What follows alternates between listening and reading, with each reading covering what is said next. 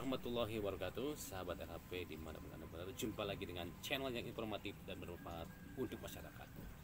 Pada kesempatan kali ini kita akan bahas tentang pelakor atau pebinor bisakah dijerat dengan hukum pidana.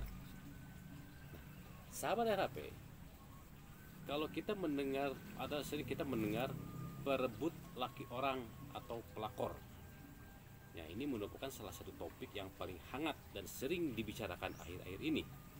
Nah, khususnya di media sosial, secara sederhana pelakor dapat dimaknai sebagai seorang perempuan yang berhubungan, termasuk hubungan intim, dengan seorang laki-laki yang sudah terikat perkawinan atau memiliki istri. Dari berbagai referensi berita, terdapat beragam motivasi pelakor, mulai dari motivasi uang, kepuasan nafsu seks, hingga sekedar bersenang-senang atau istilahnya have fun gitu. Nah, beragam tanggapan pengguna media sosial terkait pelakor banyak yang menyalahkan laki-laki, tetapi sepertinya lebih banyak pula yang menyalahkan kaum perempuan. Nah, saya sendiri sesungguhnya tidak sepakat dengan istilah pelakor, karena istilah pelakor setidak-tidaknya singkatan ini seolah-olah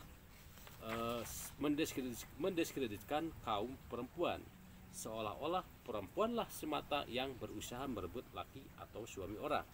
Padahal terjadinya perselingkuhan tersebut tentu tidak terlepas dari adanya simbiosis mutualisme antara perempuan dan laki-laki. Nah, dengan demikian sudah sepatutnya laki-laki dan perempuan harus sama-sama disalahkan. Jangan hanya menyalahkan pihak perempuan, atau jangan pula hanya menyalahkan pihak laki-laki. Nah, perzinahan yang dilakukan para pelakor sendiri merupakan dosa atau aib paling besar dalam kehidupan. Nah, terutama dalam kehidupan berumah tangga ya. Nah, baik menurut adat istiadat, adat ketimuran, maupun menurut ajaran agama apapun.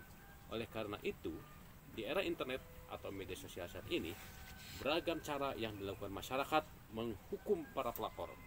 Ada yang memberikan sanksi sosial dengan cara memperlakukan melalui pemberitaan di media sosial, sehingga semua warganet mengetahui. Nah, harapannya tentu hal tersebut akan menjerahkan si pelaku, gitu kan? Nah, untuk masyarakat beradab dan memiliki budaya malu, sanksi ini memang sangat efektif. Bagaimanapun, jika warganet sudah mengetahui seseorang menjadi pelakor, maka bukan hanya dirinya sendiri yang malu, tetapi juga keluarganya, termasuk keluarga besar atau marga.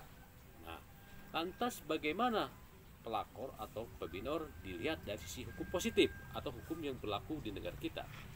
Nah, sayangnya budaya malu itu sudah mulai berkurang. Tindakan mempermalukan bukan lagi sesuatu yang menjerahkan para pelakor, entah karena tuntutan ekonomi atau demi mengikuti perkembangan gaya hidup. Rasa malu kini sudah menjadi urusan kesekian. Nah, oleh karena itu sudah sepatutnya masyarakat awam memahami bagaimana cara menjerat pelakor dengan hukum positif atau hukum yang berlaku di negara kita. Nah, sesungguhnya perselingkuhan yang dilakukan para pelakor ini termasuk perbuatan zina dan dapat dijerat dengan menggunakan pasal 284 KUHP. Dalam pasal 24 ayat 1 KUHP dikatakan bahwa diancam dengan pidana penjara paling lama 9 bulan apabila seorang pria yang telah kawin yang melakukan gendak atau overspell, padahal diketahui bahwa pasal 27 BW berlaku baginya, atau seorang wanita yang telah kawin yang melakukan gendak atau overspell, padahal diketahui bahwa pasal 27 BW berlaku baginya. Nah, overspell atau gendak menurut Kamus Besar Bahasa Indonesia diartikan sebagai perempuan yang disukai diajak berzina, atau bisa juga dikatakan sebagai perempuan simpanan. Adapun syarat yang harus dipenuhi agar hubungan seorang pria atau laki-laki dan perempuan yang tidak sah dikatakan sebagai gendak adalah adanya hubungan seksual secara nyata dan suka sama suka antara laki-laki dan perempuan tersebut. Namun perlu diingat, tidak semua hubungan seksual tersebut dapat dikenakan pidana perzinahan. Menurut KUHP, suatu hubungan seksual baru dikualifikasikan sebagai tindak pidana perzinahan kalau satu perempuan dan laki-laki atau keduanya sudah memiliki suami atau istri atau sudah punya pasangan sebelum di antara mereka itu salah satu atau dua-duanya sudah memiliki pasangan. Dengan kata lain, sudah terikat dengan perkawinan yang sah. Ternyata bukan hanya laki-laki atau perempuan yang sudah terikat dalam perkawinan yang sah itu yang dapat dipidana. Pasangan atau selingkuhannya juga turut dipidana karena ketentuan pasal 24 ayat 2 KUHP mengatakan bahwa seorang pria yang turut serta melakukan perbuatan itu padahal diketahuinya bahwa yang turut bersalah telah kawin, dan seorang wanita yang telah kawin turut serta melakukan perbuatan itu padahal diketahui olehnya bahwa turut bersalah telah kawin dan pasal 27 BW berlaku baginya. Nah, namun demikian, sahabat RHP, perselingkuhan pelakor ini tidak otomatis dapat ditangani yang berwajib kecuali mendapatkan pengaduan terlebih dahulu dari suami atau istri dari salah satu atau keduanya dari pasangan yang berselingkuh. Dengan kata lain bahwa perselingkuhan pelakor ini merupakan delik aduan. Nah, jadi selama tidak ada pengaduan, maka tidak bisa dikualifikasikan sebagai tindak pidana. Ya, sekali lagi, jika tidak ada pengaduan, tidak dapat dipidana. Nah, jika terbukti, maka tindakan ini juga bisa dijadikan sebagai salah satu alasan dalam permintaan bercerai atau pisah meja dan ranjang. Nah, perselingkuhan para pelakor ini tentu bisa juga beranjak ke jenjang yang lebih tinggi, yakni perkawinan.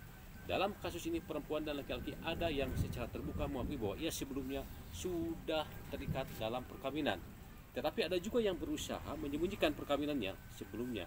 Perkawinan sebelumnya itu berusaha disembunyikan dan mengaku sebagai gadis atau pemuda atau janda atau duda gitu kan.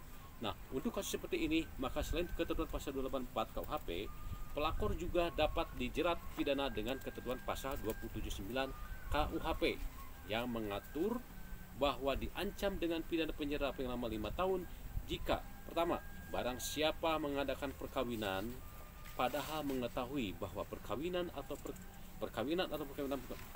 yang telah ada menjadi penghalang yang sah untuk itu.